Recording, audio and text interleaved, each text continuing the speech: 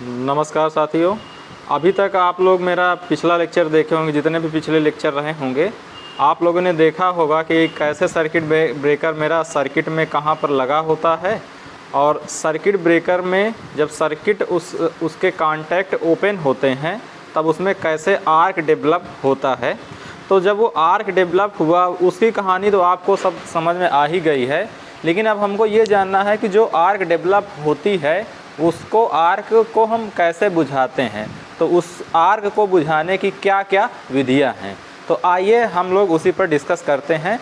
और एक चीज़ ये भी जान लीजिए, जो आर्क मेरा डेवलप हुआ, आर्क मेरा जो डेवलप हुआ वो मुख्यतः दो बातों पर निर्भर करता है, आप लोग जानते हैं। पहला है कि सर्किट ब्रेकर के कॉन्टैक्ट के बीच का जो पोटेंशियल डिफरेंस है उस पर डिपेंड करता है, और दूसरा सर्किट ब्रेकर के कॉन्टैक्ट के बीच जो आयनाइज मीडियम होता है उस पर डिपेंड करता है आर्क।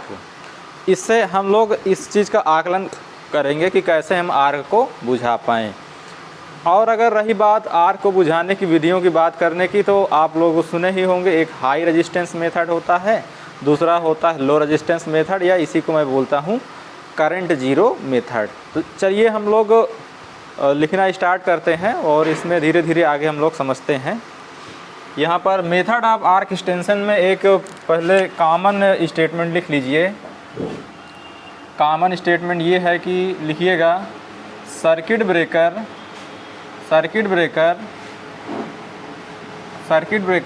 कॉन्टैक्ट के बीच सर्किट ब्रेकर कॉन्टैक्ट के बीच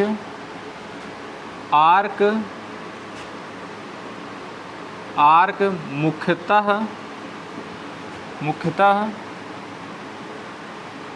दो फैक्टर पर डिपेंड करता है। पहला है potential difference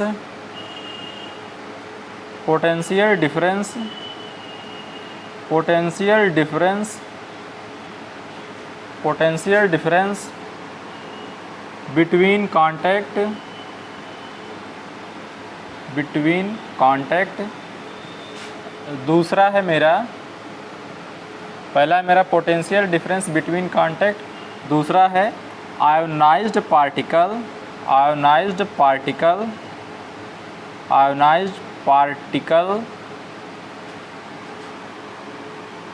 particles between contacts. आप यहाँ पर देख रहे होंगे कि हम हेडिंग डाले method of arc extension, arc बुझाने की विधियों की हम हेडिंग डाले हैं, लेकिन हम क्या बता रहे हैं, जो आर्क बन रही है वो किस किस पर निर्भर कर रही है, पोटेंशियल डिफरेंस बिटवीन कॉन्टैक्ट और आयनाइज्ड पार्टिकल बिटवीन कॉन्टैक्ट। होता क्या है कि ये इससे रिलेटेड कुछ ऑब्जेक्टिव क्वेश्चन अक्सर पूछ लिए जाते हैं, तो आप इस चीज़ का ध्यान रखेंगे कि हमारा जो आर्क बनता है वो किस किस चीज़ों पर निर्भर करता है। अब इसके बाद आगे हम लोग वहीं अपने टॉपिक में पहुंचते हैं, आर्क बुझाने की क्या क्या विधियां हैं। तो आप इसमें आप लिख सकते हैं नीचे, आर्क एक्सटिंग्विश करने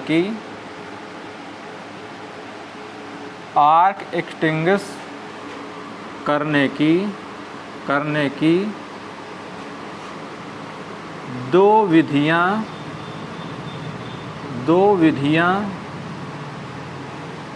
होती हैं। पहला आप लिखिए हाई रेजिस्टेंस मेथड,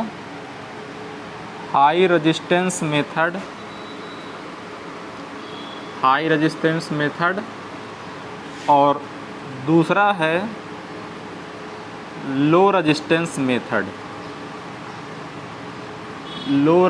मेथड, या तो मैं इसी को बोलता हूँ current zero method.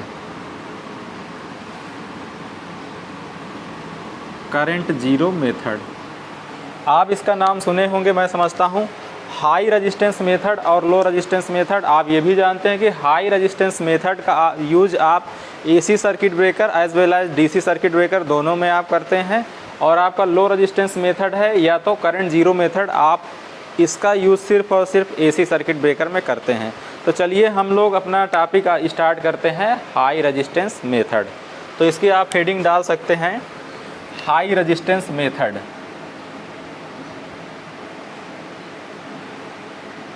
High resistance method, इसकी हेडिंग डाल लीजिए high resistance method. High resistance method, जैसा कि नाम से ही पता है कि इसमें कहीं ना कहीं हाई रेजिस्टेंस की बात की जा रही है। तो हाई रेजिस्टेंस का मतलब ये हुआ कि रेजिस्टेंस की वैल्यू हम बढ़ाते होंगे और रेजिस्टेंस की वैल्यू बढ़ा के हम आर को क्वेंच करते होंगे। अगर मैं एक एग्जांपल लूँ, ये मेरा सर्किट ब्रेकर का कांटेक्ट है, ये मेरा फिक्स कांटेक्ट है और ये मूविंग कांटेक्ट है, इधर साइड मूविंग कांटेक्ट है और इसके बीच यहाँ पर आर्क बनती है, यहाँ पर आर्क बनती है, ये आर्क जो बन रही है इसी आर्क को मुझे बुझाना होता है। अब इसमें मेथड मेरा क्या होगा, हाई रेजिस्टेंस मेथड। मैं किस तरीके से, किन किन विधियों से रेजिस्टेंस में बढ़ा सकता हूँ, किसका रेजिस्टेंस, आर का रेजिस्टेंस।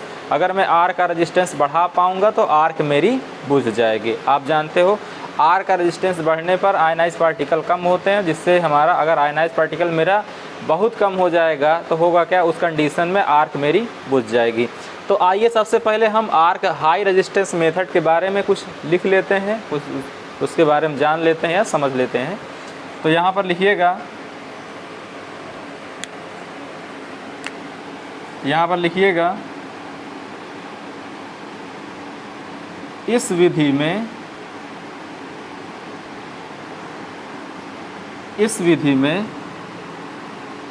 इस विधि में आर्क का रेजिस्टेंस, आर्क का रेजिस्टेंस, इस विधि में आर्क का रेजिस्टेंस इतना बढ़ा देते हैं, इतना बढ़ा देते हैं कि आर्क, इतना बढ़ा देते हैं, इस विधि में आर्क का रेजिस्टेंस इतना बढ़ा देते हैं। ये इस वाली आर्क की बात की जा रही है, जो आर्क यहाँ पर बन रही है इस आर्क की बात मैं कर रहा हूँ। इस विधि में आर्क का रेजिस्टेंस इतना बढ़ा देते हैं कि करंट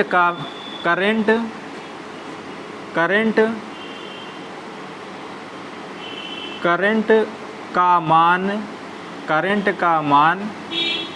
घटकर आर्क ना बना पाए, यहाँ पर मैं क्या करूँगा, आर का मैं रेजिस्टेंस बढ़ाऊँगा। आर का रेजिस्टेंस मैं इतना ज़्यादा बढ़ा दूँगा, यहाँ पर अगर मैं रेजिस्टेंस बढ़ा दूँगा तो जाहिर सी बात है जो आर करंट फ्लो हो रही है वो आर करंट आपकी कम होगी। अब आर करंट अगर कम हो जाएगी तो एक स्थिति ऐसे आ जाएगी कि इतना कम हो जाएगा कि आर्क मेरी बुझ जाएगी या आर्क मेरी एक्सटिंग्विश हो जाएगी। लेकिन एक चीज़ आप ये ध्यान दे रहे होंगे कि यहाँ पर अगर आर का मैं रेजिस्टेंस बढ़ाऊँगा तो यहाँ पर होगा क्या, आर का रेजिस्टेंस बढ़ाने पर जो एनर्जी का लॉस होगा उस रेजिस्टेंस में वो बहुत अधिक होगा। तो ये इस विधि का एक मेजर डिसएडवांटेज है कि इस विधि में आर्क का रेजिस्टेंस बढ़ाने पर एनर्जी बहुत अधिक डिसिपेट होती है, एनर्जी बहुत अधिक खर्च होती है, एनर्जी का लॉस बहुत अधिक होता है। तो आइए इसी चीज़ को हम लोग लिख लेते हैं। इस विधि का, यहाँ पर लिखिएगा, इस विधि का मुख्य डिसएडवांटेज, इस विधि का मुख्य डिसएडवांटेज यह है कि सीबी कांटेक्ट के बीच बहुत अधिक मात्रा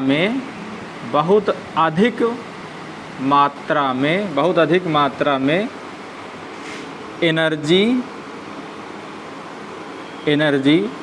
डिसिपेट होती है।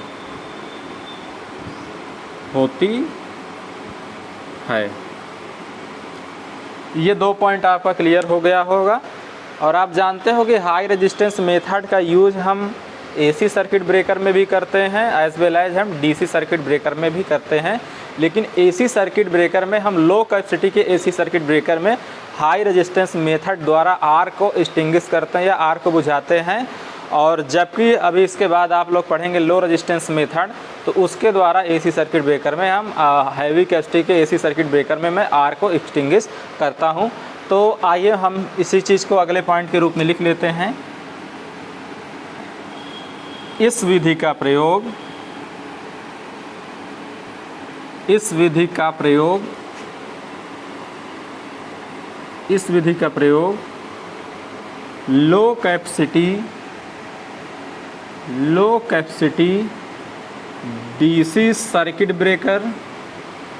लो कैपेसिटी डीसी सर्किट ब्रेकर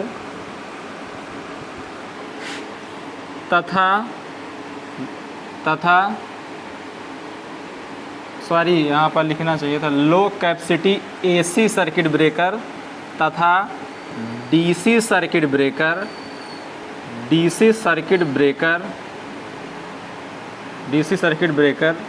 में किया जाता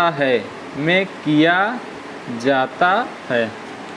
इस विधि का प्रयोग लो कैपेसिटी के एसी सर्किट ब्रेकर में करते हैं और डीसी सर्किट ब्रेकर में करते हैं। होता यह है, आप एक चीज़ ये भी जान लीजिए कि एसी की तुलना में डीसी में आर्क को क्वेंच करना ज़्यादा मुश्किल होता है। और आप लोग इस चीज़ को भली भांति ये समझ रहे होंगे कि ऐसा क्यों होता है।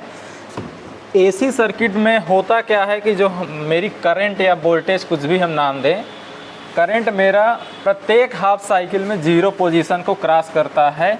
तो अगर उस कंडीशन में आर्क बुझा पाना जब 0 पोजीशन पर है ज़्यादा आसान होता है। जबकि डीसी में आप जानते हो डीसी में स्थिर करंट फ्लो होती है और वो 0 को क्रॉस नहीं करती, जितना उसका मान होता है वो हमेशा बना रहता है।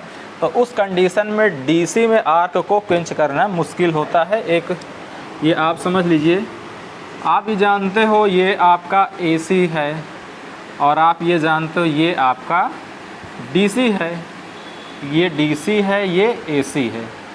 तो मैं कह रहा हूँ कि डीसी की तुलना में एसी का आर्क क्वेंच करना या आर्क एक्सटिंग्विश करना या आर्क को बुझा पाना एसी वाले सर्किट ब्रेकर में ज़्यादा आसान होता है। ये आसान इस प्रकार से होता है कि एसी में करंट मेरी प्रत्येक हाफ साइकिल में 0.0 पोजीशन से गुजरती है, जबकि डीसी में ऐसा नहीं होता है। तो हम क्या करते हैं, एसी वाले में करते क्या है, जब 0 पोजीशन से क्रॉस करता है उसी टाइम हम सर्किट ब्रेकर को ओपन करते हैं या हम आर को बुझाते हैं। लेकिन डीसी वाले में हमको कोई ऐसी कंडीशन नहीं मिलेगी कि 0 वाला पोजीशन हमको दिखे।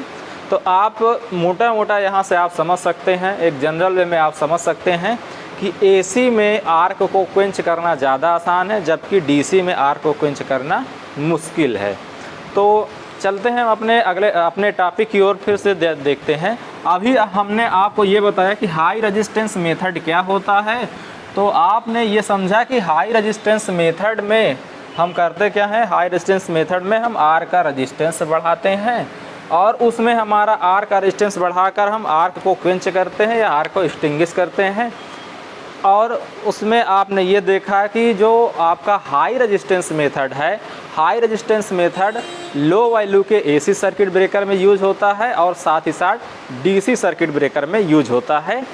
और एक चीज़ आपने ये भी जाना कि हाई रेजिस्टेंस मेथड में हमारा एक नुकसान है, उसमें नुकसान ये है कि इस विधि में बहुत अधिक मात्रा में एनर्जी डिसिपेट होती है, एनर्जी बहुत अधिक मात्रा में डेवलप होती है या बहुत अधिक मात्रा में एनर्जी आर्क रेजिस्टेंस के माध्यम से हीट में कन्वर्ट होती है। अभी तक आप लोगों ने ये समझा। तो अब हाई रेजिस्टेंस मेथड में ये चीज़ें होती हैं, आप ये समझें। अब आपको ये देखना है कि हम क्या ऐसा करें कि मेरा हाई रेजिस्टेंस बने, क्या हम ऐसा करें कि हाई रेजिस्टेंस मेथड मेरा बने, हाई रेजिस्टेंस मेरा बने। तो पहली जो विधि है हाई रेजिस्टेंस मेथड की है, पहली विधि है हाई रेजिस्टेंस मेथड की, lengthening of lengthening of arc.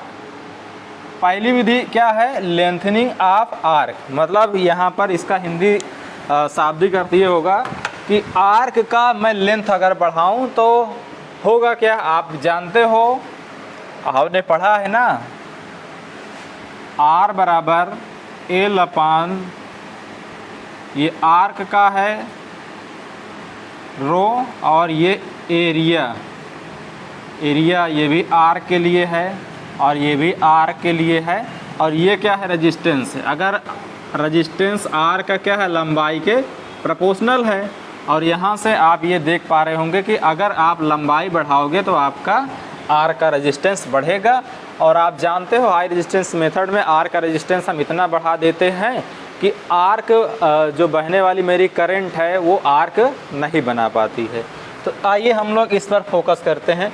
Lengthening of arc. Lengthening of arc का मतलब होता क्या है? लेंथनिंग ऑफ आर्क का बेसिक सा मतलब ये होता है, ये जैसे मेरा सर्किट ब्रेकर का कांटेक्ट है, आप जानते होंगे, और ये सर्किट ब्रेकर का मेरा कांटेक्ट है। तो यहाँ पर मैं पहली कंडीशन में मान रहा हूँ कि गैप मेरा है 1 mm।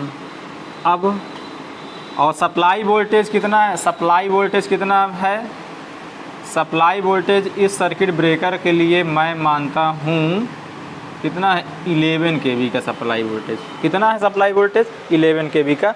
कोई हमारा सर्किट ब्रेकर कनेक्ट है सप्लाई वोल्टेज से और उसकी सप्लाई वोल्टेज कितना है? 11 kV है। अगर इसको आप सर्किट के फॉर्म में बनाना चाहें तो आप ये ऐसे कुछ बना सकते हैं। ये सर्किट का इंडक्टेंस होगा, ये सर्किट का कैपेसिटेंस हो जाएगा, और ये मेरा सर्किट ब्रेकर का सिंबल हो जाएगा। ये ऐसे कुछ सर्किट ब्रेकर हो जाएगा।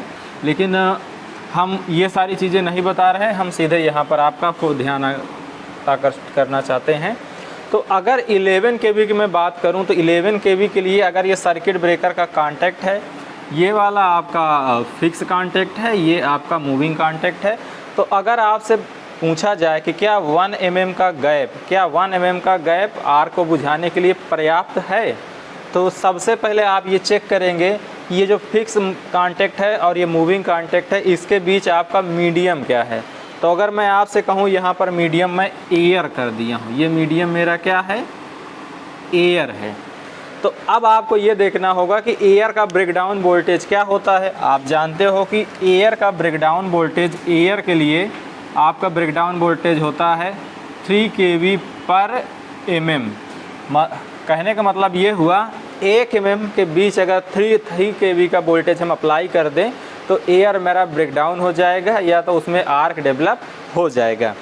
और यहाँ पर गैप कितना है? 1 mm है, और सप्लाई वोल्टेज कितना है मेरा? 11 kV है। तो 11 kV तो 3 kV से आपका ज़्यादा ही है। तो इसका मतलब ये हुआ कि यहाँ पर आर्क बन जाएगी। तो मुझे यहाँ पर क्या ज़रूरत होगी? इसके बीच मुझे गैप बढ़ाने की ज़रूरत पड़ेगी। अब यहाँ पर लिख ली, अगली बार मैं ये देखता हूँ कि मैं मानता हूँ ये फिक्स कांटेक्ट है और ये फिर वही मूविंग कांटेक्ट है, और यहाँ सप्लाई वोल्टेज, मेरा सप्लाई वोल्टेज वही 11 kV लगा हुआ है, और इसके बीच मैं गैप इस बार मैं कर देता हूँ 2 mm का मैं गैप कर दिया। ये पहली कंडीशन थी, ये दूसरी कंडीशन थी। तो आइए अब हम लोग फिर से चेक करते हैं 2 mm के लिए क्या होगा। आप जानते हो, आप यहाँ से समझ सकते हो कि 3 kV ब्रेकडाउन वोल्टेज है कितने के लिए? 1 mm के लिए, है कि नहीं? तो आपका 2 mm के लिए कितना हो जाएगा? 2 mm गैप के लिए जो ब्रेकडाउन वोल्टेज है वो हो जाएगा 3 2 6 kV। हमारा मतलब यहाँ पर ये है कि अगर 2 mm गैप के लिए, अगर मैं 2 mm गैप के लिए 6 kV वोल्ट अप्लाई कर दूंगा तो सर्किट ब्रेकर के कांटेक्ट के बीच का जो एयर मीडियम है वो आयनाइज हो जाएगा। और जबकि यहाँ पर गैप कितना है? 2 mm है, और अप्लाइड वोल्टेज कितना है? 11 kV है, तो इसका मतलब ये भी आयनाइज हो जाएगा। तो अब मैं क्या करता हूँ, अब मुझे इसका मतलब मुझे ये समझ में आया कि अभी फिक्स कांटेक्ट और मूविंग कांटेक्ट के बीच का जो गैप है मुझे और बढ़ाना पड़ेगा। देखिए लेंथनिंग ऑफ आर्क यहाँ पर हेडिंग है। जितना आप गैप बढ़ाते हैं उतना आर्क की लंबाई आपकी बढ़ती है। इस कंडीशन में आर्क की लंबाई 1 mm थी, इस कंडीशन में आर्क की लंबाई 2 mm है। अब मैं क्या करता हूँ, एक ऐसी तीसरी कंडीशन लेता हूँ जिसमें आर्क की लंबाई 4 mm कर देता हूँ। सीधे मैं 4 mm कर दिया हूँ। ये फिक्स कांटेक्ट, ये मूविंग कांटेक्ट हो गया, और मेरा यहाँ पर ये आर्क बना हुआ है, ये आर्क है, और यहाँ पर मेरा गैप कितना है, 4 mm है। अब हम फिर से वही चीज़ देखते हैं, यहाँ पर सप्लाई वोल्टेज, इस कंडीशन में भी सप्लाई वोल्टेज मेरा कितना है, 11 kV है। तो अगर यहाँ पर हम फिर से देखें कि हम जानते हैं एयर के लिए 1 mm गैप के लिए ब्रेकडाउन वोल्टेज कितना है, 3 kV है। तो 4 mm गैप के लिए ब्रेकडाउन वोल्टेज मेरा कितना हो जाएगा, 4 × 12 kV, 12 kV हो जाएगा। आप यहाँ पर ये देखते हो 12 kV कितने गए, 12 kV 4 mm के लिए ब्रेकडाउन वोल्टेज है। अभी आप गैप कितना कर चुके हो, फिक्स कांटेक्ट और मूविंग कांटेक्ट के बीच 4 mm गैप कर चुके हो। अब ये जो 4 mm का गैप है आप, और इसमें सप्लाई वोल्टेज आप कितना लगाए हो, 11 kV का सप्लाई वोल्टेज लगाए हो। क्या ये 11 kV ये जो 4 mm का गैप है इसमें ब्रेकडाउन कर पाएगा या नहीं कर पाएगा? तो आपका जवाब होगा नहीं कर पाएगा। क्यों नहीं कर पाएगा? क्योंकि 4 mm को ब्रेकडाउन करने के लिए आपका ब्रेकडाउन वोल्टेज की कितनी ज़रूरत होगी, 12 kV की, और जबकि यहाँ पर सप्लाई वोल्टेज कितना कनेक्ट है, 11 kV। तो यहाँ पर हमने ये पाया कि इस कंडीशन में अब मेरा ब्रेकडाउन वोल्टेज नहीं हो पाएगा, या ब्रेकडाउन या तो मैं सर्किट ब्रेकर के जो कांटेक्ट हैं उनके बीच आयनाइजेशन नहीं होगा, तो आर्क मेरा डेवलप नहीं होगा। ये तो हुई बात 11 kV की, ठीक है। एक चीज़ ये है, अब जैसे हम क्या किए, देखिए तीनों कंडीशन में हमने किया क्या, तीनों कंडीशन में हम कोशिश कर रहे थे जो फिक्स कांटेक्ट और मूविंग कांटेक्ट इसके बीच का गैप बढ़ जाए। गैप बढ़ने का मतलब है आर्क की लंबाई बढ़ना, यही चीज़ लिखा है, लेंथनिंग ऑफ आर्क। अगर आर्क की लंबाई हम बढ़ा दें, पहले मेरा गैप 1 mm था तो हमने बढ़ा के 2 किया, तो अभी आर्क की लंबाई कितनी थी, 1 mm थी इस कंडीशन में।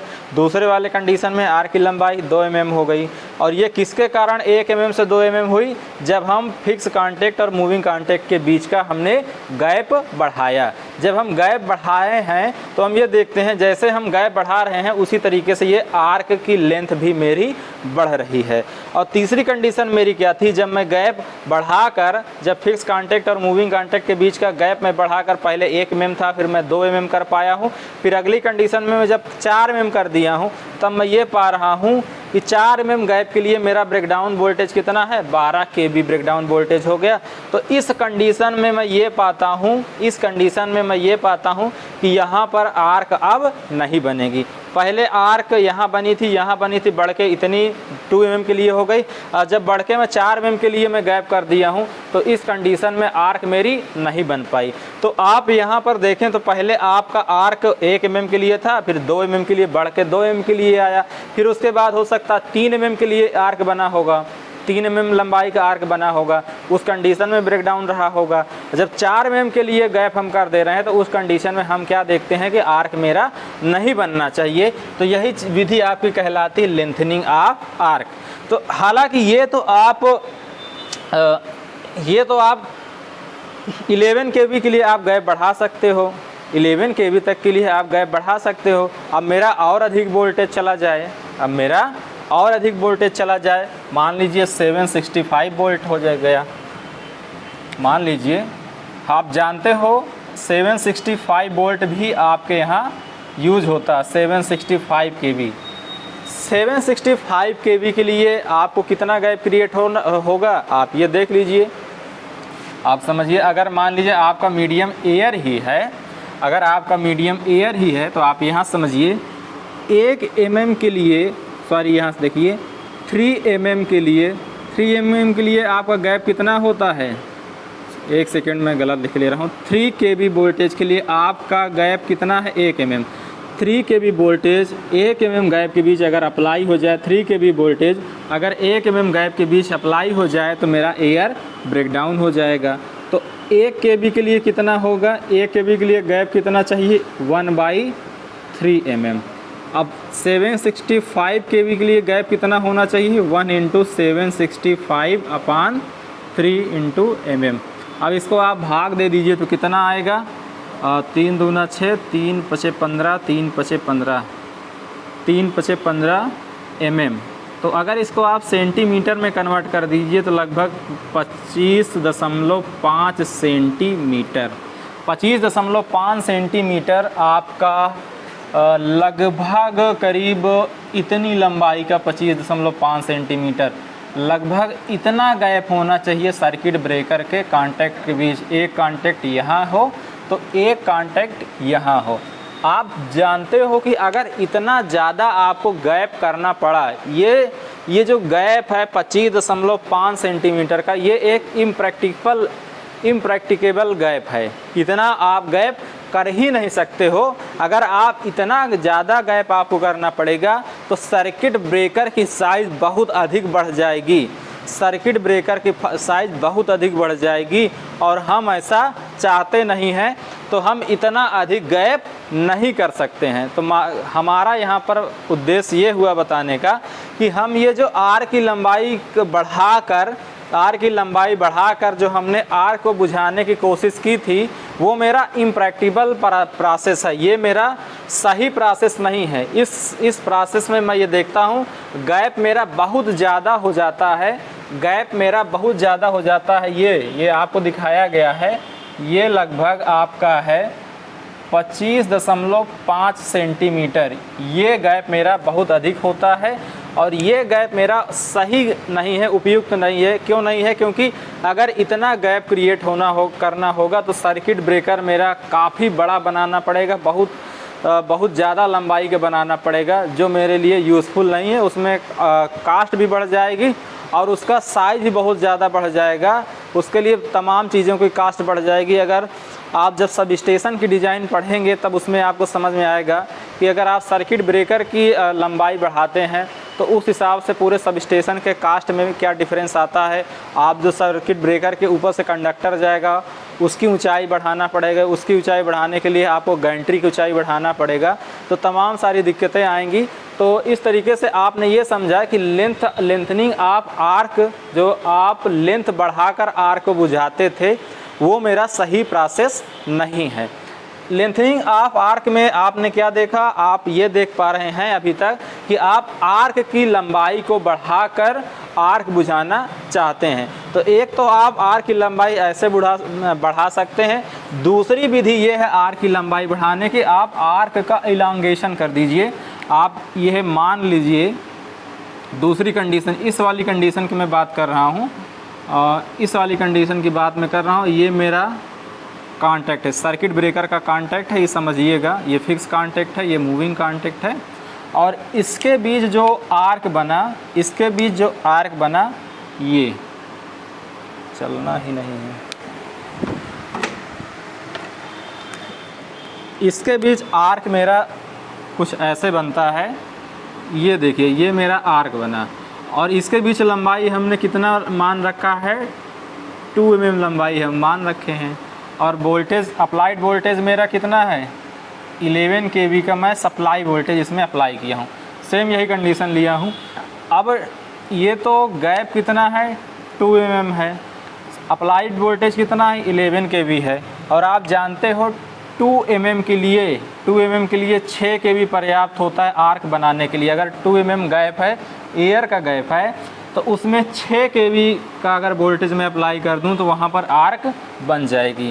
तो एक विधि ये है कि इसका अगर आर्क को किसी तरीके से इलांगेट कर दिया जाए, आर्क का इलांगेशन कर दिया जाए, तब भी आर्क मेरी बुझ सकती। ये मान लीजिए अभी आर्क आपकी कैसे जा रही थी, इस तरीके से जा रही थी, सीधे सीधे जा रही थी। अब मैं आर्क को इलांगेट कर दिया हूँ।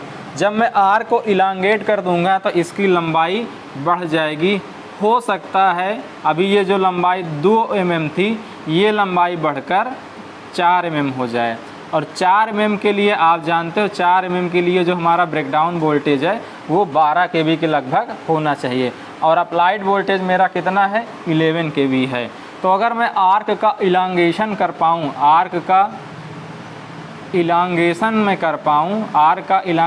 कर पाऊँ, तब भी मैं आर्क की लंबाई बढ़ा पाता हूं। और आर्क की लंबाई बढ़ाने से आर्क का रेजिस्टेंस बढ़ता है। तो ये विधि किसकी हो जाती है, हाई रेजिस्टेंस मेथड की।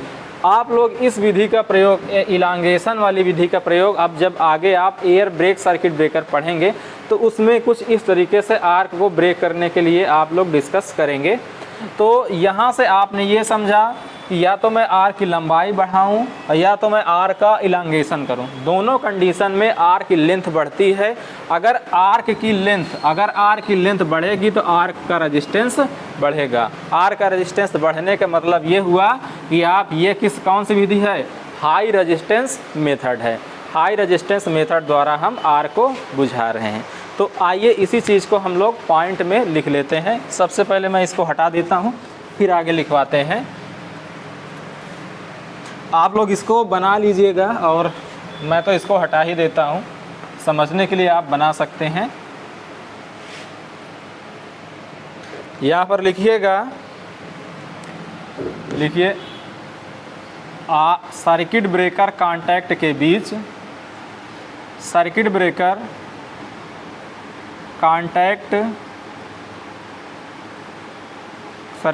कांटेक्ट के बीच आर्क की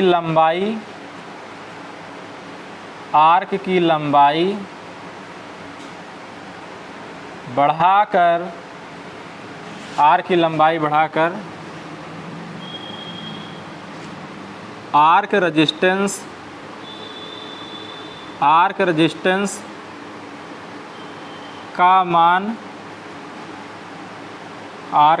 का मान बढ़ाया जा सकता है। दूसरा पॉइंट इसमें से लिखिएगा, आर्क की लंबाई बढ़ाने के लिए आर्क की लंबाई, या तो आर्क का लेंथ लिख लीजिए तो ज़्यादा सही रहेगा। आर्क का लेंथ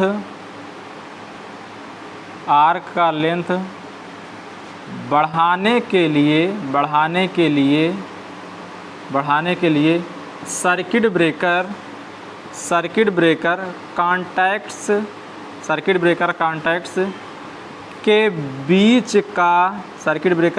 के बीच का गैप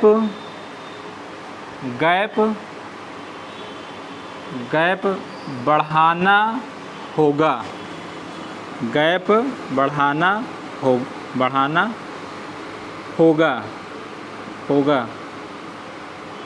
जो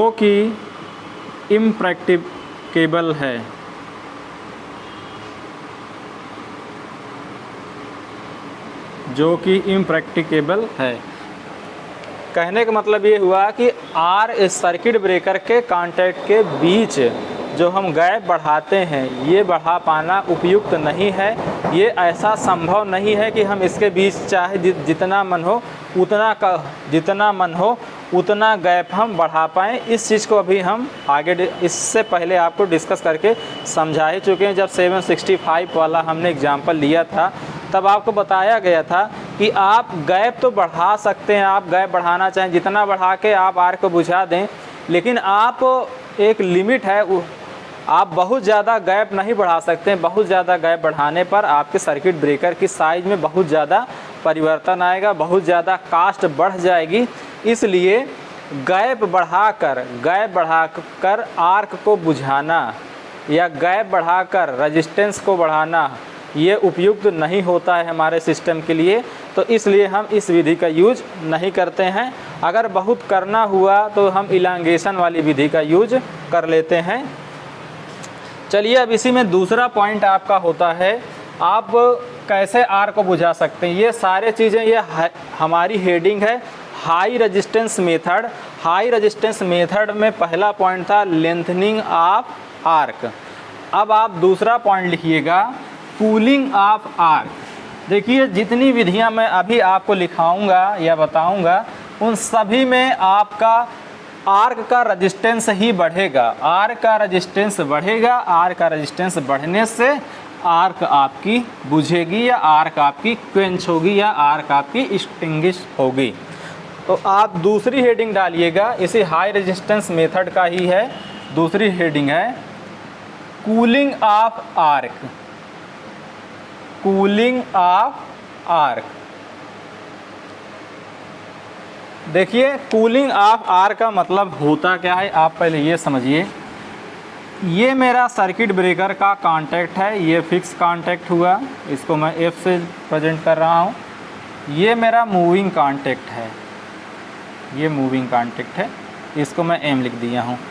अब आप जानते हो इसमें आर्क तब डेवलप होता है जब इसमें तमाम धन आयन होते हैं, तमाम धन आयन और तमाम ऋण आयन या इलेक्ट्रॉन हो, तभी इसमें आर्क डेवलप होता है। ये आप जानते हो। मान लीजिए इसमें तमाम धन आयन और तमाम ऋण आयन है, तमाम ये पॉजिटिव आयन और इलेक्ट्रॉन, तमाम इसमें पॉजिटिव आयन और इलेक्ट्रॉन बने हुए हैं और इसमें क्या बन रही है, आर्क बन रही है। पॉजिटिव आयन इसके कारण इसमें क्या बन रही है, आर्क बन रही है। ये आर्क, ये यहाँ पर आर्क भाई, ये वाला पार्ट है आपका आर्क का।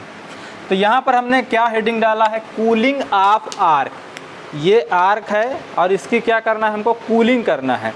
ये कूलिंग करने का मतलब ये होगा, अगर हम इसकी कूलिंग कर देंगे, कूलिंग करने का सिर्फ पर्पज़ यहाँ पर ये है कि यहाँ पर जो आयनाइज पार्टिकल है इस कांटेक्ट के बीच, ये फिक्स कांटेक्ट और मूविंग कांटेक्ट के बीच जो आयनाइज पार्टिकल है, उस आयनाइज पार्टिकल को यहाँ से हटाना। उस आयनाइज पार्टिकल को यहाँ से हटा देंगे तो ये क्या कहलाएगा, आर्क की कूलिंग। आर्क की कूलिंग। अच्छा, आर्क की कूलिंग को एक दूसरे तरीके से ये समझा जा सकता है कि यहाँ से जो इस सर्किट ब्रेकर के जो फिक्स कांटेक्ट और मूविंग कांटेक्ट के बीच का जो गैप है, यहाँ पर जो आर्क बनी है, अगर इस कूल कर दिया जाए, कूल कर दिया जाए का मतलब यहाँ पर ये जो हीट के पार्टिकल हैं इसको यहाँ से हटा दिया जाए। जो हीटिंग के पार्टिकल हैं वो आयन के कारण ही तो आपकी हीट डेवलप होती है, आयन और इलेक्ट्रॉन के कारण आपकी हीट डेवलप होती है, इतना आप जानते हो। तो अभी मैं ये कह रहा हूँ कि आर्क को मैं कूल कर रहा हूँ, आर्क को मैं ठंडा कर रहा हूँ। आर्क को ठंडा करने का मतलब ये हुआ कि यहाँ पर जो हीटिंग पार्टिकल है इसको रिमूव करना, इसको यहाँ से हटाना। तो इसको यहाँ से हटाने का पर्पज़ ये हुआ, हटाने का मतलब सिर्फ इतना हुआ कि यहाँ पर जो आयनाइज पार्टिकल है मैं उसको हटा दूँ। अगर मैं आयनाइज पार्टिकल को हटा दूँ, आर्क को कूलिंग करने का मतलब क्या हुआ, आर्क को कूलिंग करने का मतलब ये हुआ कि यहाँ से जो मेरी हीट है इसको रिमूव करना। आर्क की हीट तब रिमूव होगी जब मैं उसके आयनाइज पार्टिकल को वहाँ से हटाऊंगा। जब मैं आयनाइज पार्टिकल को वहाँ से हटाऊंगा तो होगा क्या, जो सर्किट ब्रेकर के बीच का जो कांटेक्ट गैप है उसका रेजिस्टेंस, यहाँ पर रेजिस्टेंस बढ़ेगा। और यही तो हम चाहते हैं, रेजिस्टेंस हम बढ़ाना ही तो चाहते हैं। यही कहलाया मेरा हाई रेजिस्टेंस मेथड। आप यहाँ से समझ पा रहे होंगे। चलिए अब इसी चीज़ को हम लोग लिख लेते हैं। यहाँ पर लिखिएगा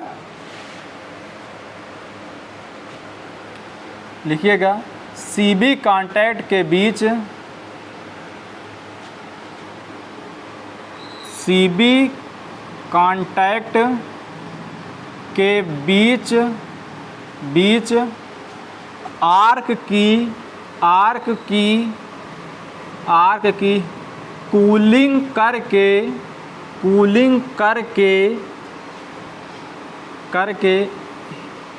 हीटिंग पार्टिकल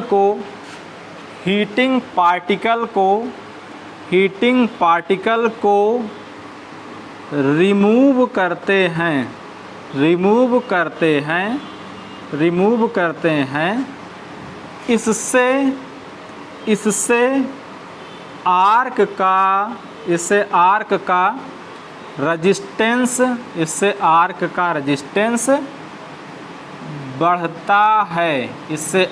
का रेजिस्टेंस बढ़ता है। यहाँ तक आप समझ पा रहे होंगे। जब मैं इसकी कूलिंग करूँगा तो कूलिंग करने से क्या होगा, इसकी हीट रिमूव होगी। हीट रिमूव होने का मतलब इसके आयनाइज पार्टिकल रिमूव होंगे। तो उस कंडीशन में जब आयनाइज पार्टिकल आपके रिमूव होंगे तो आप जानते हो कि यहाँ पर जो रेजिस्टेंस था वो रेजिस्टेंस बढ़ जाएगा। अच्छा, तो कूलिंग की विधि हम किस तरीके से करते हैं, आप लोगों ने एक एग्जाम्पल, अभी इससे पहले मेरा टॉपिक जब चल रहा था तो मैं एयर ब्लास्ट सर्किट ब्रेकर का एग्जाम्पल लिया था। एयर ब्लास्ट सर्किट ब्रेकर का करंट चॉपिंग के दौरान अगर आपको याद हो तो करंट चॉपिंग के दौरान आपको याद हो तो मैं बोला था यहाँ से मैं एयर का ब्लास्ट करता हूँ, एयर का मैं ब्लास्ट करता हूँ, एयर का जब मैं ब्लास्ट करूँगा, ये मेरा एयर है, यहाँ पर कंप्रेस्ड एयर होती है, ये कंप्रेस्ड एयर का जैसे ही मैं ब्लास्ट करता हूँ, ये कंप्रेस्ड एयर करते हैं क्या, ये जो आयनाइज पार्टिकल हैं, ये आयनाइज पार्टिकल है, जब मैं कंप्रेस्ड एयर का मैं ब्लास्ट करता हूँ तो ये आयनाइज, यहाँ पर देखिए फिक्स कांटेक्ट और मूविंग कांटेक्ट के बीच आयनाइज पार्टिकल है, और ये ब्लास्ट जैसे इधर से ब्लास्ट होगा वैसे ये आयनाइज पार्टिकल यहाँ से हटा देगा। आयनाइज पार्टिकल हटाने के मतलब क्या हुआ, आर्क की कूलिंग। तो ये किस में होता है, एयर ब्लास्ट सर्किट ब्रेकर में या एयर ब्लास्ट द्वारा। आप इसी चीज़ को लिख लीजिए,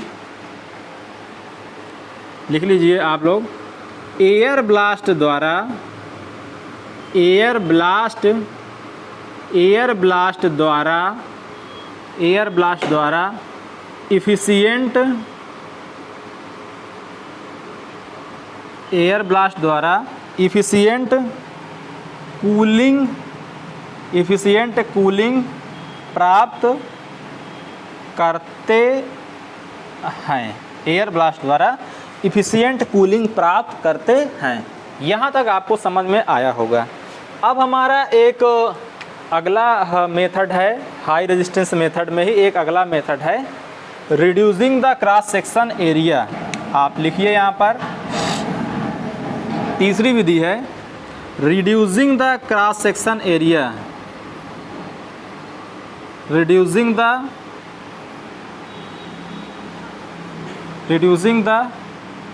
cross section area, cross section area, reducing the cross section area.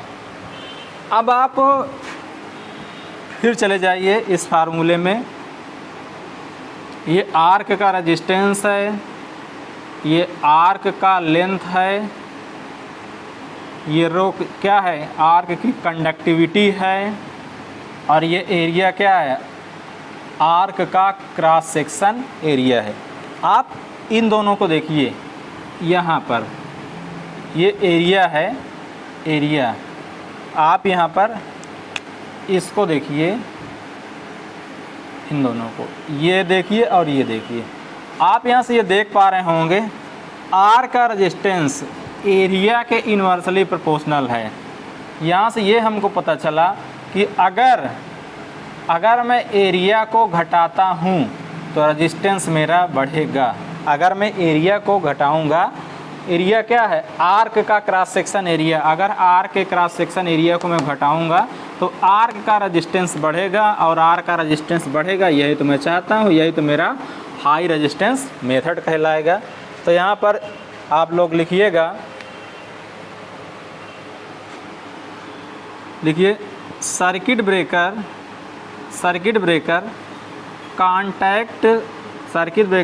Contacts का क्रॉस सेक्शन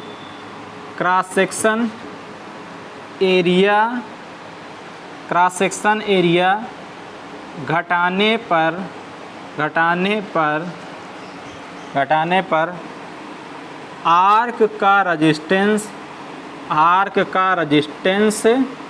आर्क का रेजिस्टेंस बढ़ेगा। सर्किट ब्रेकर के cross section area, circuit breaker के कांटेक्ट का क्रॉस सेक्शन एरिया में घटाऊंगा तो यहाँ से मैं ये पाता हूँ कि आर का रेजिस्टेंस मेरा घटता है, आर का रेजिस्टेंस वाली मेरा बढ़ता है। अब इसी हाई रेजिस्टेंस मेथड में मेरा एक और बचता है पॉइंट। मैं अभी तक आपको देखिए हाई रेजिस्टेंस मेथड का मतलब आप समझते हैं कि मैं आर का रेजिस्टेंस बढ़ाना चाहता हूं, और आर का मैं रेजिस्टेंस इतना ज़्यादा बढ़ा दूं कि करंट मेरी इतना घट जाए कि वो आर्क ना बना पाए। तो उसी में अभी आपको ये सारे पॉइंट बताए गए हैं कि लेंथनिंग आप आर करके, आर की लंबाई बढ़ा के मैं रेजिस्टेंस, आर की लंबाई बढ़ाकर मैं आर का रेजिस्टेंस बढ़ा सकता हूँ। वो मेरा क्या हुआ, हाई रेजिस्टेंस मेथड आया। दूसरा हमने क्या लिखा, कूलिंग ऑफ आर्क की कूलिंग करते हैं तो आर का रेजिस्टेंस बढ़ता है, और ये किस में आ गया, हाई रेजिस्टेंस मेथड में आ गया। तीसरा मेरा क्या था, क्रॉस सेक्शन एरिया घटाकर, क्रॉस सेक्शन एरिया घटाऊंगा तो आर का रेजिस्टेंस बढ़ेगा, तो ये क्या हो जाएगा, हाई रेजिस्टेंस मेथड का एक पार्ट हो जाएगा। अब एक है स्प्लिटिंग ऑफ आर्क। ये भी हाई रेजिस्टेंस मेथड का ही है पार्ट। तो चौथा मेरा है स्प्लिटिंग ऑफ आर्क। चौथा पॉइंट लिख लीजिएगा, splitting of arc. Splitting of arc में पहले समझिए होता क्या है। स्प्लिटिंग ऑफ आर्क में पहले समझिए, ये मेरा कोई सर्किट ब्रेकर का कांटेक्ट है, ये मेरा फिक्स कांटेक्ट हुआ, और ये मेरा मूविंग कांटेक्ट हुआ। बात को यहाँ तक समझिएगा। और मैं आपसे ये बोलूँ समझने के लिए कि यहाँ से यहाँ, समझने के लिए आप मानिएगा, आप कह सकते हो कि ये तो सही नहीं है, यहाँ पर समझिएगा।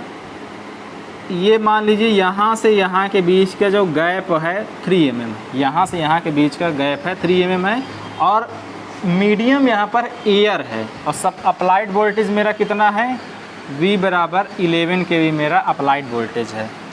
तो अगर मैं देखूँ, अगर मैं 11 kV के लिए अगर मैं 11 kV के लिए देखूँ, गैप मेरा कितना है, 3 mm गैप है।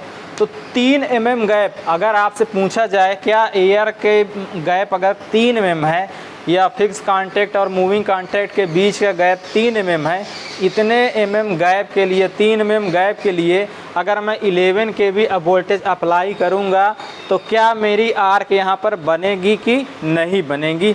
तो आप तो इतना जानते ही हो कि 3 mm के लिए मेरा ब्रेकडाउन वोल्टेज कितना होता है, 3 mm गैप के लिए मेरा ब्रेकडाउन वोल्टेज कितना होगा। 3 mm गैप के लिए आपका ब्रेकडाउन वोल्टेज आप जानते हो 3 × 3 आपका हो जाएगा 9 kV।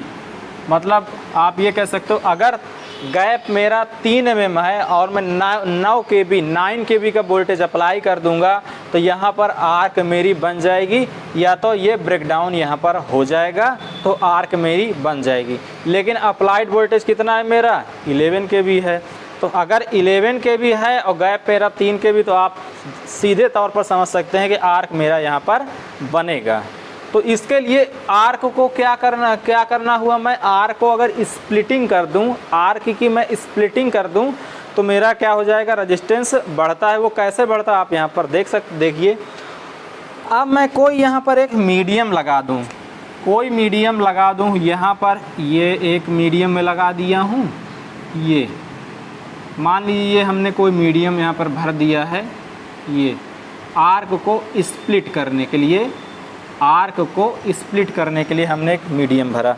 अब आप जानते हो कि भाई 3 mm का गैप है, यहाँ पर 11 kV वोल्टेज आप अप्लाई करोगे तो आप जानते हो कि आयन तो यहाँ पर बनेंगे, पॉजिटिव आयन और इलेक्ट्रॉन बनेंगे। मान लीजिए पॉजिटिव आयन इधर की ओर चल रहा है और इलेक्ट्रॉन आपका इस साइड की ओर चल रहा है।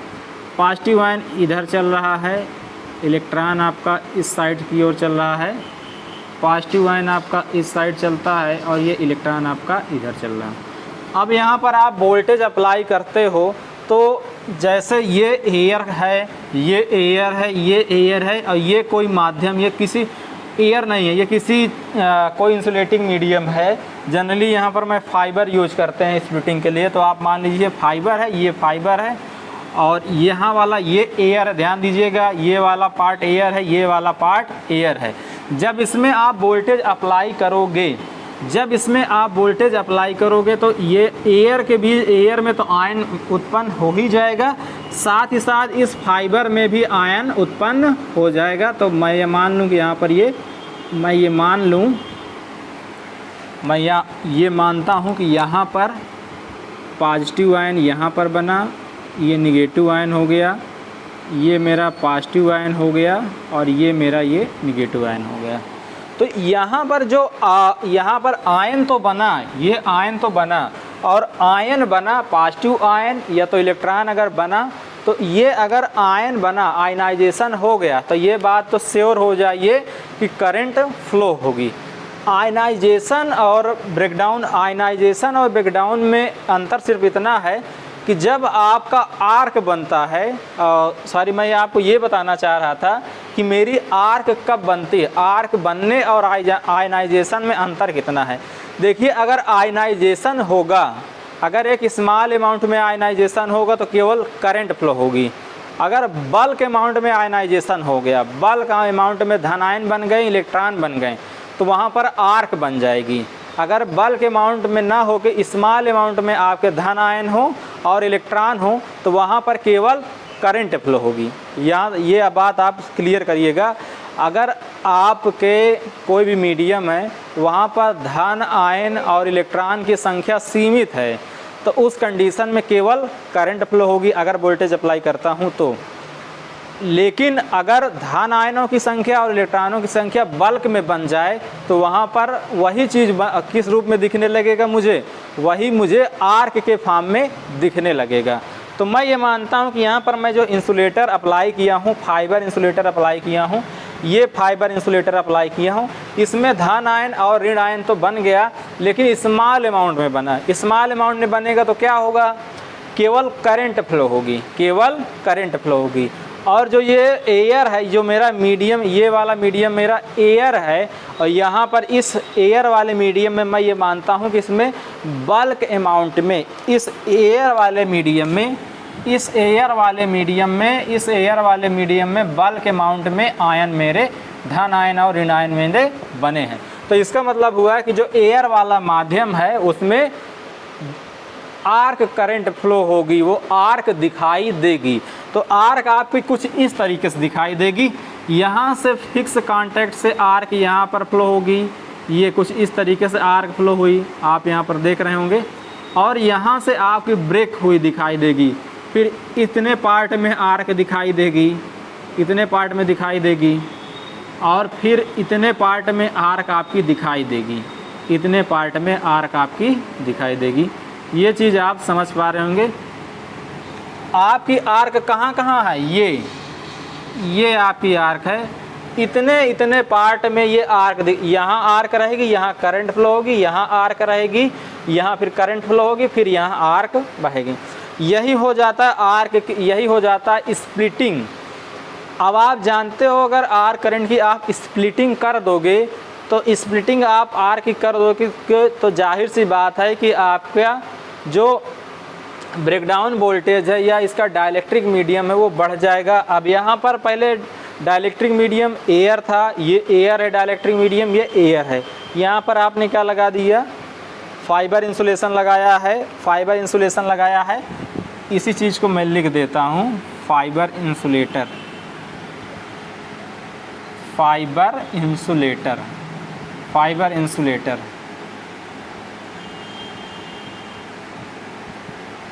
फाइबर इंसुलेटर के लगाने से होता क्या है, जो मेरा डाइलेक्ट्रिक मीडियम था उसकी जो स्ट्रेंथ थी, डाइलेक्ट्रिक स्ट्रेंथ थी, जब मेरा केवल एयर था तब उसकी डाइलेक्ट्रिक स्ट्रेंथ कुछ और थी। अब मैं अगर फाइबर लगा दूंगा तो जाहिर सी बात है इसकी डाइलेक्ट्रिक स्ट्रेंथ बढ़ जाएगी, इसकी डाइलेक्ट्रिक स्ट्रेंथ क्या हो जाएगी, बढ़ जाएगी। तो हो सकता है कि इस डाइलेक्ट्रिक स्ट्रेंथ, ये फाइबर इंसुलेटर लगाने के कारण डाइलेक्ट्रिक स्ट्रेंथ मेरी इतनी ज़्यादा बढ़ जाए कि ये मेरा जो 11 kV का जो वोल्टेज अप्लाई है, जो 11 kV का अप्लाइड वोल्टेज है वो यहाँ पर आर्क को ना बना पाए। तो हुआ क्या, आप फाइबर इंसुलेटर लगाते हैं, फाइबर इंसुलेटर लगाने से होता क्या है आप ये देखते हैं कि आर्क का रेजिस्टेंस आपका बढ़ जाता है। तो ये भी विधि आपकी क्या कहलाएगी, हाई रेजिस्टेंस मेथड। इसी चीज़ को आइए हम लोग लिख लेते हैं, लिखिएगा, आर्क की स्प्लिटिंग करने पर, आर्क की स्प्लिटिंग करने पर, आर्क की स्प्लिटिंग करने पर, स्प्लिटिंग करने पर नंबर ऑफ आर्क सीरीज में जुड़ जाते हैं, नंबर ऑफ आर्क सीरीज में जुड़ जाते हैं। आप यहाँ पर देख रहे होंगे ये हमने फाइबर इंसुलेटर लगाकर स्प्लिट कर दिया और ये आर्क सीरीज में मेरी जुड़ गई। आपको मैं बार बार ये बताने का प्रयास कर रहा हूँ कि जब मेरा इंसुलेटिंग मीडियम केवल एयर होता है तब उसकी डाइलेक्ट्रिक स्ट्रेंथ कुछ अलग होती है। लेकिन जब मैं फाइबर इंसुलेटर इसमें इंक्लूड करके आर्क की स्प्लिटिंग कर देता हूँ तो डाइलेक्ट्रिक स्ट्रेंथ मेरी बढ़ जाती। डाइलेक्ट्रिक स्ट्रेंथ बढ़ने का मतलब रेजिस्टेंस का बढ़ना, और यही हाई रेजिस्टेंस मेथड चाहता भी है। अगला लिखिए, अगला पॉइंट लिखिए, स्प्लिटिंग करने के लिए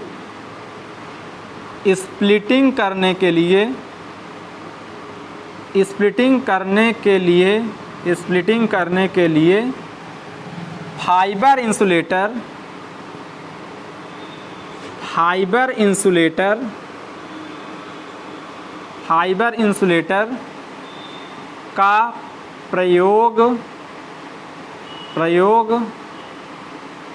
करते हैं। इस प्रकार से आर्क का रेजिस्टेंस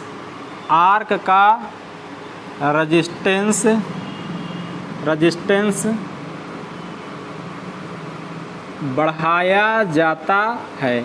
इस प्रकार से आर्क का रेजिस्टेंस बढ़ाया जाता है।